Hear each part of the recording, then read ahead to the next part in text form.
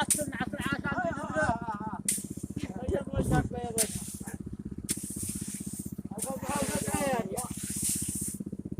أين المفارس؟ أنا بقول لكم كلوا زكوا ما حرض يستمع لي زكوا ما حرض يستمع